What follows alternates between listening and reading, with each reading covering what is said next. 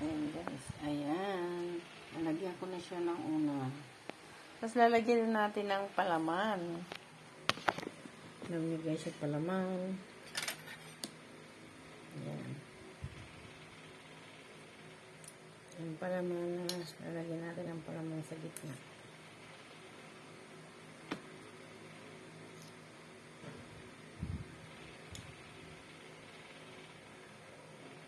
Lalagyan natin ng palaman sa gitna.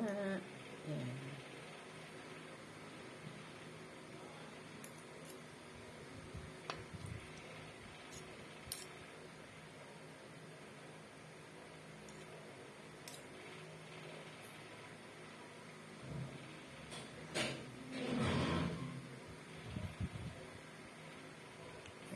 Kamag-anak naman ng asawa ko yan. Uy, huwag ka na maingay. Kamag-anak naman ng asawa ko yan. Kung ayaw nila, diwag.